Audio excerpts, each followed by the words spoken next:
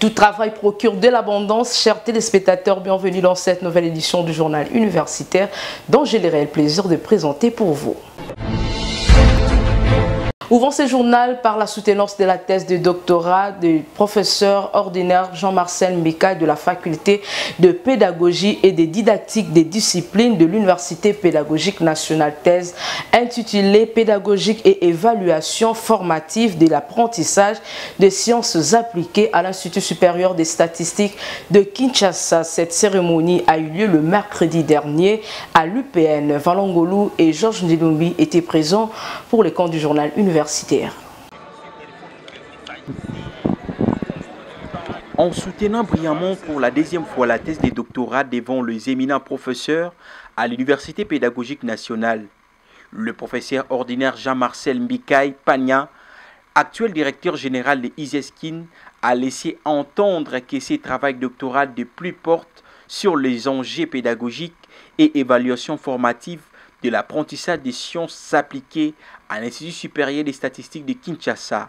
Ces recherches relèvent que les difficultés, les incompréhensions issues des erreurs en enseignement et en apprentissage présentent un défi majeur pour les professeurs. Elles sont des éléments intimement liés et découverts le plus souvent par l'évaluation formative des apprentissages qu'elle-même servant à des fins de régulation, des diagnostics, des avis et des renforcements des capacités.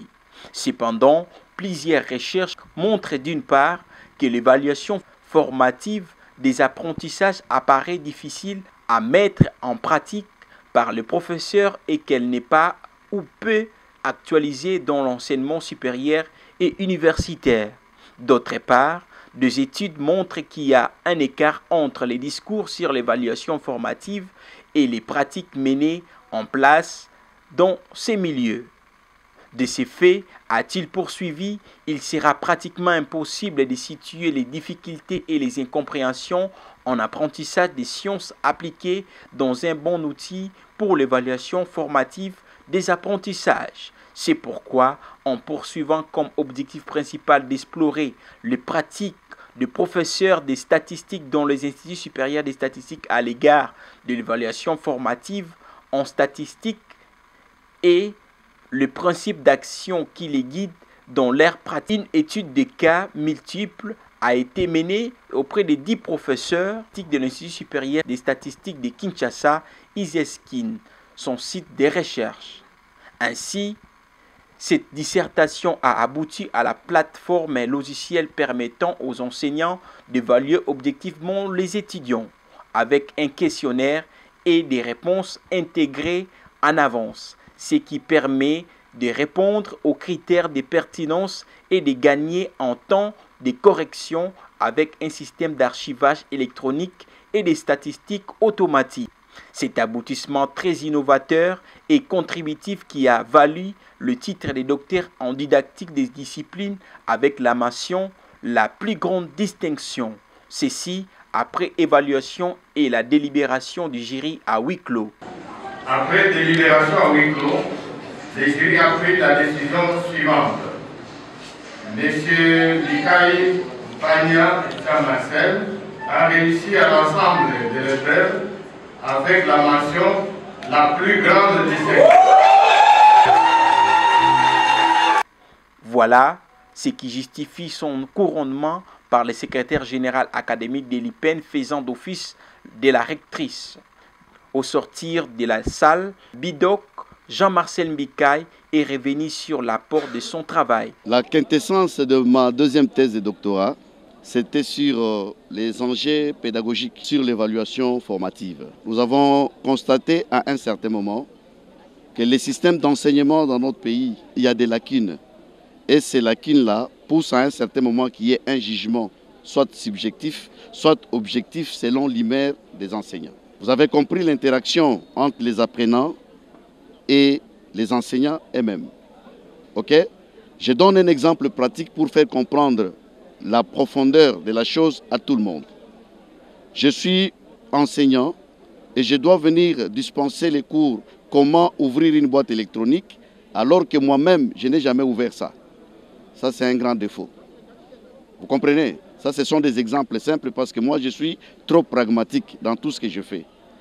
Alors, nous sommes aboutis à accoucher un logiciel qui peut permettre de résoudre tous les problèmes d'évaluation et dans un premier temps, dans tous les problèmes techniques, et puis on peut élargir ça comme on veut. Parce qu'il y a la possibilité, il y a cette ouverture qui peut nous permettre de le faire sans beaucoup de difficultés. Le logiciel est nommé SFAMBIKAI.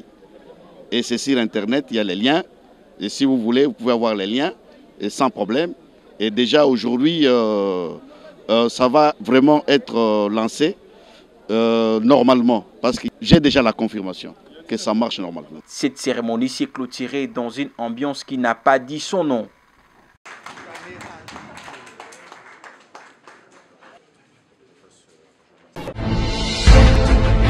De l'autre côté, la Haute École des commerces de Kinshasa, HECKIN, ex-IECKIN, a organisé la cérémonie de remise des diplômes de master complémentaire à 86 lauréats du 3e cycle, dont 5 d'entre eux ont bénéficié un prix de meilleur lauréat et une bourse d'études compassant leur scolarité à l'école doctorale. C'était en présence du secrétaire général en enseignement supérieur et universitaire représentant la ministre de tutelle. Jordan Kabengele nous fait le point de l'activité.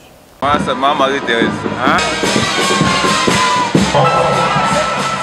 Comme la tradition l'exige, la cérémonie des remises des diplômes de la première promotion des apprenants du 3e cycle du master complémentaire de la Haute École de commerce de Kinshasa, une passerelle ouvrant la voie de l'école doctorale, a été marquée le 27 juin dernier par cette procession des lauréats et du corps professoral conduit par les comités de gestion de la Haute École de commerce de Kinshasa au sein de leur alma mater. Dans son mot des circonstances, le directeur général de la Haute École de commerce de Kinshasa, le professeur Edson Nyonsaba, a circonscrit cet événement. Le gouvernement de la République démocratique du Congo, sous le leadership du président de la République, son Excellence Félix-Antoine Tshisekedi Tshilombo, s'est résolument engagé dans la construction d'un système éducatif inclusif et de qualité. Excellence Madame la Ministre, votre présence parmi nous à travers la plus haute autorité d'administration de votre ministère est un signe très fort d'attachement que votre Excellence éprouve à la formation universitaire.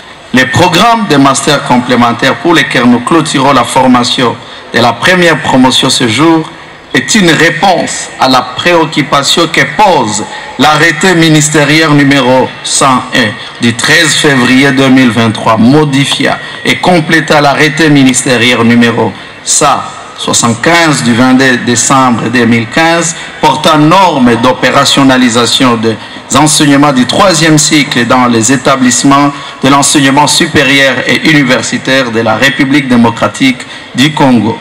À son article 15 de cet arrêté, en effet, le législateur indique que pour les licenciés émanant de l'ancien système, ils sont admissibles au 3e cycle, moyennant une formation complémentaire, une maîtrise complémentaire. Ainsi, autorisés à organiser le 3e cycle par l'arrêté ministériel numéro 0432 du 16 décembre 2011 et pour faire face à l'insuffisance du personnel académique et scientifique qualifié, la Haute École de commerce a sollicité et obtenu de la tutelle l'autorisation d'organiser le master complémentaire, une passerelle au 3e cycle, car non seulement la nomination des assistants est désormais conditionnée par la détention d'un diplôme de maîtrise ou son équivalent, mais aussi il n'est plus autorisé de recruter les assistants sur base de la licence,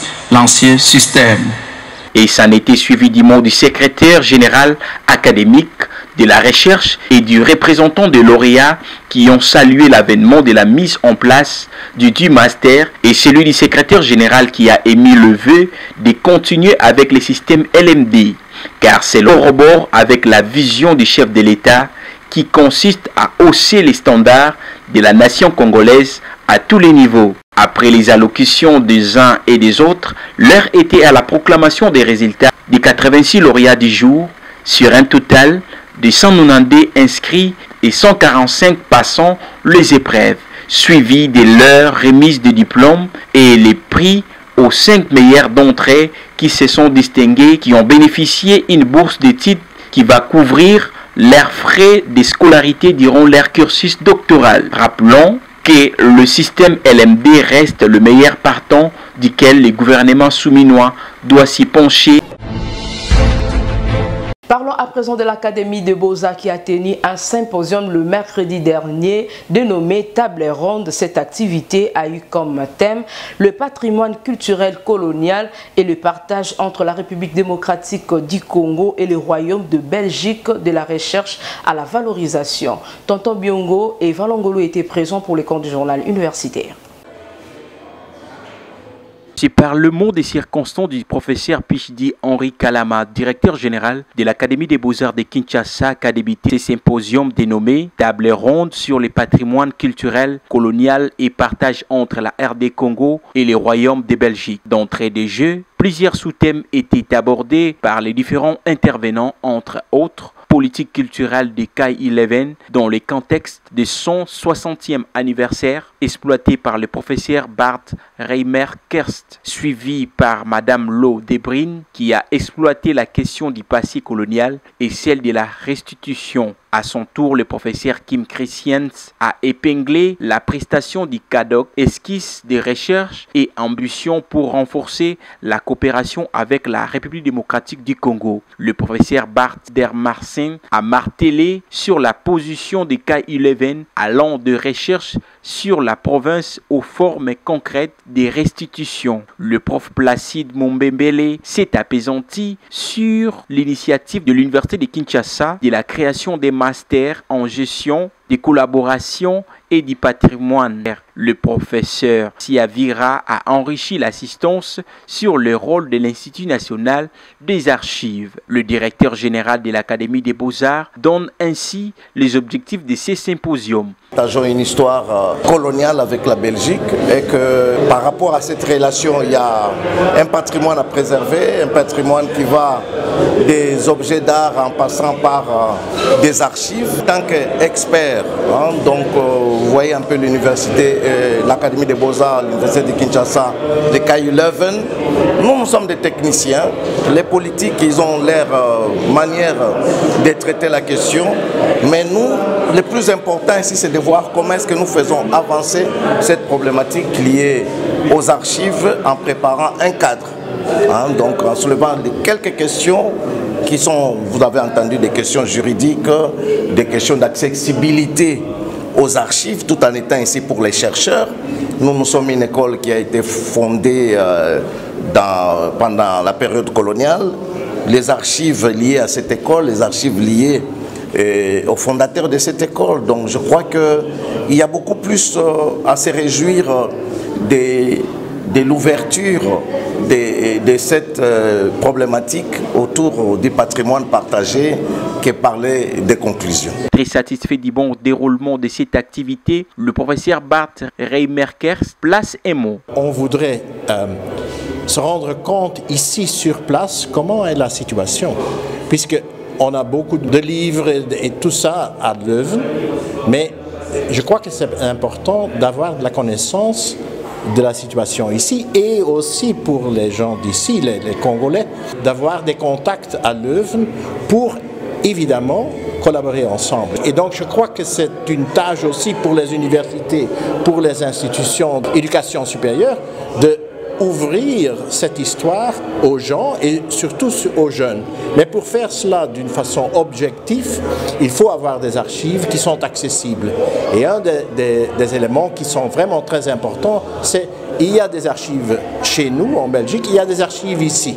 Et donc, il est essentiel de les regrouper, peut-être d'une façon par l'informatique, oui, et de numérisation. Et alors, il faut avoir vraiment des projets en commun pour réaliser cela. Dans la discussion aussi cet après-midi, on a répondu du côté congolais, mais aussi de notre côté. Je crois que c'est un débat intellectuel avec les différentes perspectives qui sont discutées cet après-midi. Et pour nous, c'est un premier pas. Il faut souligner que cette question des restitutions des patrimoines culturels colonial a commencé à l'époque de Lumumba et Kasavubu. Suivez à présent ces communiqués qui nous parvient de l'Université pédagogique nationale. L'Université pédagogique nationale UPN constate avec amertume l'utilisation par certains organes de presse en ligne de l'effigie de Madame la professeure ordinaire Anastasie Massanga Maponda, rectrice de l'UPN, pour illustrer son Excellence Madame la professeure ordinaire Marie-Thérèse Sombo Ayane Safi Mukuna, ministre de l'Enseignement supérieur et universitaire. L'UPN désapprouve cette démarche et informe l'opinion publique dans sa complétude que cet acte peu professionnel n'engage ni de loin ni de près sa responsabilité, moins encore celle de Madame la rectrice. L'UPN invite ses organes de presse à plus de professionnalisme afin d'éviter dans l'avenir de pareilles déviations qui déshonorent leurs responsables. Fait à Kinshasa, le 27 juin 2024, chef des travaux Stani Menji Kabwe, chargé de communication. La délégation facultaire de médecine de l'Université technologique Bel Campus, en collaboration avec le programme national de la lutte contre la drépanocytose, ont organisé une conférence débat sur la drépanocytose en vue de sensibiliser les étudiants. Quant à cette activité a eu lieu le jeudi dernier au sein de cet établissement universitaire. Tonton Biongo pour le reportage.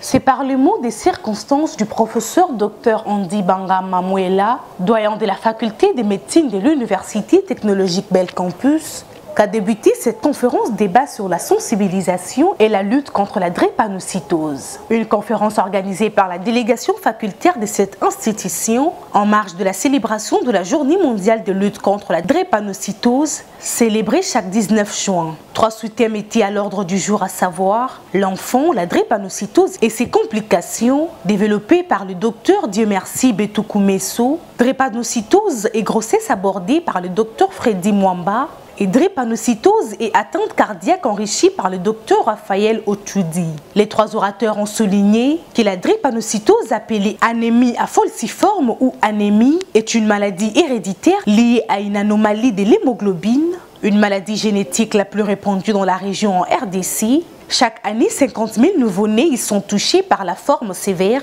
de la maladie et 6% des enfants hospitalisés en pédiatrie sont drépanocytose et la prévalence est de 10% dans la population générale et 15% naissances vivants. La diagnostic de cette affection est posée tardivement. Après préoccupation de l'assistance, le chef des travaux, Dr Lukwaku Banzarive, est revenu sur l'objectif de cette conférence. Cette conférence qui s'avère très importante, surtout non seulement pour les étudiants, mais aussi pour le médecin sous différents domaines de spécialité. De savoir que cette pathologie, la drépanocytose, elle existe, elle est fréquente en République démocratique du Congo et il existe des facteurs qui en favorisent. Parmi ces facteurs, il y a la consanguinité, il faut désensibiliser sur ça, et aussi il y a les mariages, le mariage avec de phénotypes qui présentent une similitude.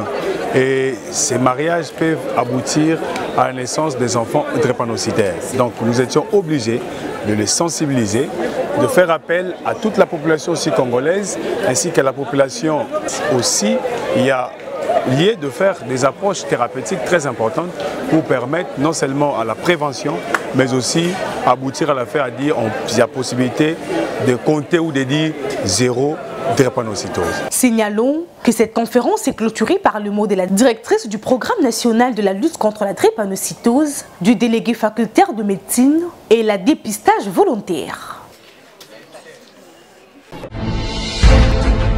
Poursuivons cette édition par ces messages de vœux de l'Institut supérieur pédagogique de Lubumbashi adressés à son Excellence Madame la ministre de l'Enseignement supérieur et universitaire Marie-Thérèse Sombo à l'occasion de la commémoration de l'indépendance de la République démocratique du Congo célébrée chaque 30 juin de l'année. Message de vœux à son Excellence Madame le ministre de l'Enseignement supérieur et universitaire. Excellence. À l'occasion de la commémoration de la journée de l'indépendance de notre chère patrie, le comité de gestion et moi-même joignons nos voix à celle de la communauté de l'ISP Lubumbashi pour vous souhaiter le vœu de bonheur et de succès dans votre lourde mission de porter dans le sous-secteur de l'ESU la vision d'une éducation de qualité prônée par son Excellence Monsieur le Président de la République démocratique du Congo, Félix Antoine Tshisekedi Tshilombo, et pilotée par son Excellence Madame le Premier ministre Judith Suminwa. Professeur Kachala Nyambi Christophe, directeur général.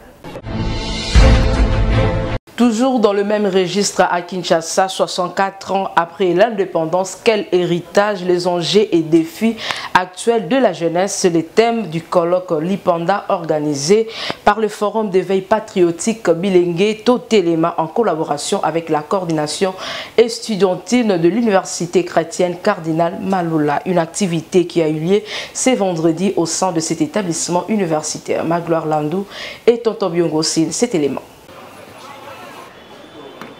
La grande salle de conférence de l'université chrétienne Cardinal Malula a servi des cadres pour ces colloques Lipanda organisés par le Forum de veille patriotique Bilengue Totelema en collaboration avec la coordination estudiantine de l'université chrétienne Cardinal Malula avec comme thème principal 64 ans après l'indépendance, quel héritage, les enjeux et les défis actuels de la jeunesse. D'entrain des Jeux, le président du Forum Éveil Patriotique, Martin Kabemba, a souhaité la bienvenue à tous les participants à ces colloques et a donné la pertinence de cette journée. Nous avons choisi cette journée parce que c'est à l'occasion du 64e anniversaire de notre pays qui est en train de fêter bien évidemment son indépendance. Il y a 64 ans que la RDC a accédé à l'indépendance. Donc nous, cette jeunesse, on s'entend bien évidemment à un héritage parce qu'il y a des générations passées qui sont en train de partir. Alors c'est nous qui allons gérer ces pays. Voilà pourquoi nous sommes en train de nous poser des questions. Lorsque nous serons seuls et que les générations passées sont parties, nous allons gérer ces pays avec un héritage. Voilà pourquoi c'était une occasion pour nous, à l'occasion de ce 64e anniversaire, de nous poser, de cogiter autour de cette pertinente thématique 64 ans après l'indépendance. Quel héritage pour nous les jeunes? Un colloque riche en connaissances axé sur 4 sous-points, notamment enjeux et défis de la jeunesse congolaise, 64 ans après l'indépendance, pistes et perspectives, problématiques à relever 64 ans après l'indépendance du point de vue de la presse, la nouvelle ère, appropriation de l'État congolais, gage d'une supériorité engagée, 64 ans après l'indépendance, quel apport, la jeunesse congolaise est-elle menée ou mal menée, tout ceci abordé par des experts en la matière, tels que les professeurs Dr Alain Yele, les journalistes Henri Nguindou, Maître Alain le Juste Kasonga et les juristes Joël Nomba. Ces conférenciers ont démontré à l'assistance les failles qui régorgent tout système dans notre pays et ont en outre proposé des pistes de solutions dans le but d'obtenir un Congo meilleur. Je suis intervenu sur les enjeux et défis de la jeunesse congolaise 64 ans après l'indépendance, pistes et perspectives. Dans ma conférence, j'ai relevé les différents défis auxquels le jeune ou la jeunesse congolaise est confrontée aujourd'hui. À ce sujet, j'ai évoqué la question de la migration sauvage, où les jeunes sont en train de se rendre en Occident et abandonner leur pays, où ils se retrouvent dans un environnement d'inconfortabilité. Là, ils ne sont pas plus au sérieux. Et pourtant, ce sont des cerveaux qui puissent travailler dans notre pays. Et j'ai parlé aussi de la crise écologique, où les jeunes, après avoir consommé, par exemple, de l'eau, ils jettent à même les sols sans éthique la bouteille. Après avoir consommé les biscuits, ils jettent les sachets. Je crois que pareil colloque est très important dans notre pays pour amener les jeunes à la réflexion. Parce que la réflexion, c'est ce qui booste un pays, ce n'est pas la pratique simplement. Il s'y est dénoté que les riches interventions ont permis aux participants et aux conférenciers à échanger pour éclairer certaines zones, car cette activité est la première depuis sa création, inaugurée par le secrétaire général du Forum Éveil Patriotique, Bilengue Totelema.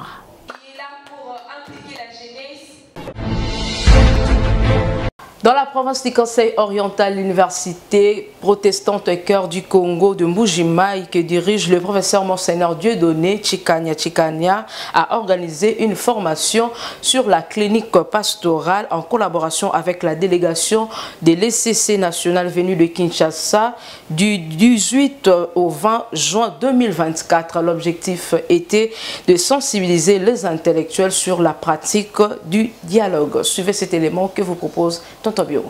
Les participants à cet atelier sont venus de tous les coins de la province du Kasaï oriental, ont eu droit à la formation sur la clinique pastorale et ses contours. Pasteur Ezekiel Mulumba Kaninda, l'un des participants à cet atelier de la clinique pastorale, s'est exprimé à ces termes. Dans ces 3 jours d'atelier de formation, nous avons appris un bon nombre de choses qui peuvent nous permettre de servir encore le Seigneur efficacement et beaucoup plus recevoir des personnes, traiter leurs cas en profondeur et ne pas y aller en ordre dispersé. Voilà, ça a apporté vraiment un plus dans ce que nous avons déjà comme bagage pour servir le Seigneur. Le formateur l'aumônier en chef des hôpitaux et prisons de l'ECC, Alfred Bouta, a pour sa juste valeur dit sa satisfaction d'avoir accompli sa mission en Mbuji-Mayi. Nous rentrons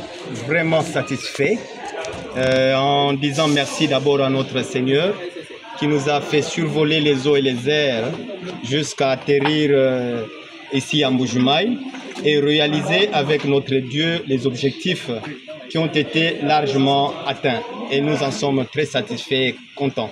Le recteur de l'université protestante au cœur du Congo, IPCC, Monseigneur Dieudonné Mbaye Chakanichabantou, est revenu sur la quintessence de cet atelier organisé par l'IPCC Mbuji-Mayi. L'objectif principal, c'est de pouvoir sensibiliser les théologiens et les autres intellectuels, psychologues, philosophes, ou, je ne sais pas, juristes, les sensibiliser à cette discipline qui consiste à équiper des hommes et des femmes capables d'exercer l'écoute et l'accompagnement des personnes qui sont en situation difficile.